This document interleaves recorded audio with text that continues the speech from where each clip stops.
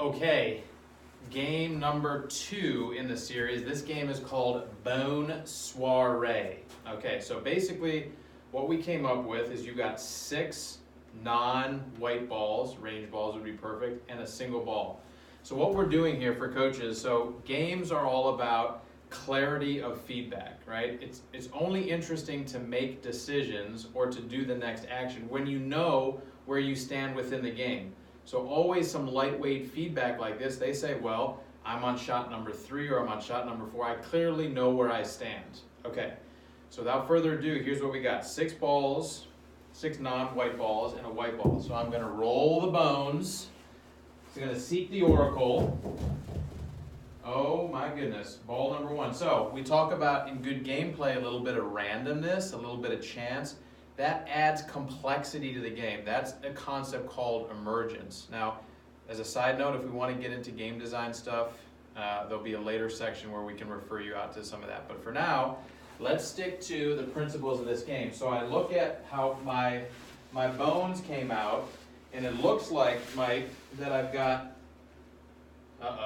6 bones on the left-hand side of the white ball. So what that's going to do is that's going to inform the junior as to the condition at the top of the swing. So when I go to the top, I'm going to ask the junior to pose normal.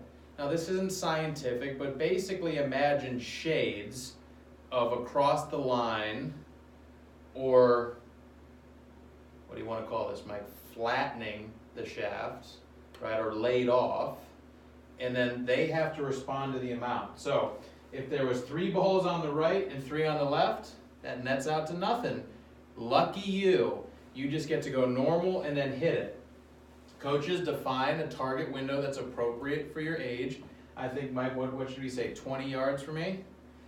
6 balls to the left. This is going to be brutal. So to the top, 6 shades. 1, 2, 3, 4, 5, 6. Glad I stretched my shoulders this morning.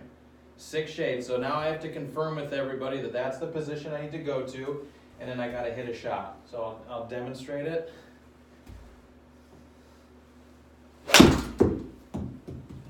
right, so you got to get the video out, have a little fun, seeing if they're in that position. If it looked good and I hit a shot, we're going to see if I got it within a 20-yard dispersion. And how did I do? 4.5. Oh no, that's. So how was I, Mike? 73 feet left? 73 feet left. Okay, so no good. And so I would continue to roll the bones. You as a coach, see how the mechanics work. Do you want them to keep working on the same bone configuration, or do they get to re-roll? Let's just say I was successful. I go down to 5. Go down to 5. Seek the oracle. Wow, bad bounce. Again, I'm going 5 left. It's a shade down, so what's happening, the game is getting progressively easier because you can't get a weight, too weighted on one side. So Mike, will you come up really quick and give our coaches, basically, so let's just say I get a configuration where I'm 2 to the right, okay? What kind of differences can I expect in the player's response? Say 2 across, versus 2 laid off in terms of what has to happen on the way down. Let me put the little ball on the balance point. So with the ball, you would just balance the club on your finger and then put the ball right in that spot. And that's, what it does is it gives you a visual of exactly where that is. So as Richard said, just pull that away, up towards the top of the backswing, if this ball starts to go on this side, a couple things happen. Number one is, as you start down, the position of the ball relative to your hands, let's say, or to your body, it stays closer to your body. So you're not going to feel as much resistance as if you laid the thing back this way and it was way out away from you. When that's the case, it's going to be much harder to get the thing to come around. So I think that people who can't make a very big backswing, what they're going to start to do is they're going to start to default to doing this more at the end of the backswing. So what you'll see in the shape of golfers' hands when they're making a backswing is the ones who do shorter backswings will start to move their hands this way more to get to the top so that they can give themselves a chance to pull down a little better. A lot of this is dependent upon how big of a backswing that somebody can actually make. And then when you start to look at where they would be at the top of the backswing, like you said, you started off 6 shades this way and then 5 shades this way, is just think about what they would have to do with the joints of their body to accommodate that. And where are they putting the balance point of the club, let's say, in relation to their arms, and then you'll start to see how they would shape, you know. When you start looking at the end of the backswing and the start of the downswing, you have to also pay attention to how the different segments of the body are gonna move, not just the club. Right. A lot of people see a lot of movements in the segments of the body, not so much in the club, and they think that it's all kinetic stuff that's going into the club. It's a lot of kinetic stuff that's just in the body, to get the body moving.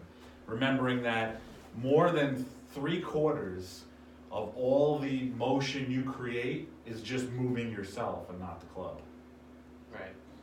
So anyway, I think certainly, so it's about mixing the dynamics of play, right? There's some randomness, there's some chance. It's a non-obvious way to get a 10-year-old who might otherwise not be motivated to think about the top of his swing, but it's wrapped in a game When you're having to play this game, one thing is, are you letting, you recommend, this is what I would think of if I was a coach. Sure. Like, let's say somebody had to hit the shades this way. Right. Would you let them do whatever they can to do that? Or would you try to keep all things equal and just let them do whatever they can? Really good point.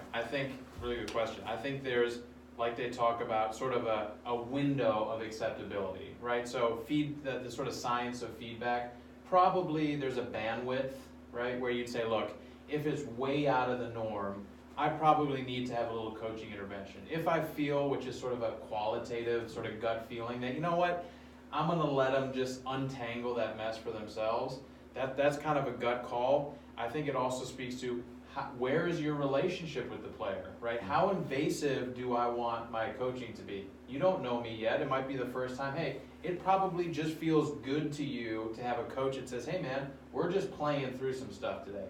Hey, I've seen you for a couple months, a couple years, I'm saying, hey man, where are we going with that particular move? Let's talk through that. So it's a gut call, but nonetheless, I think a lot of these games are about opening up a dialogue, right? Hey, how did you feel on 2 shades to the right? This is gonna feel better to most. That's gonna feel better. It's gonna feel powerful. Right, but I think we can all agree, right, as coaches, don't you want to attune your players, junior players, whoever, to the interplay of what's going on at the transition? I mean, pivotal spot in the swing, obviously. So I think just, getting their attention on that spot, and then like all games, test the transfer. Drop everything, go hit a couple putts, come back, see how much of that maybe got into their system. Is the ball going better? They might say, hey man, I feel great because I picked up a little something. So anyway, this is just maybe different ways to think about coaching, and I think for juniors, we've had great experience with it, but anyway, on to the next one. Got it.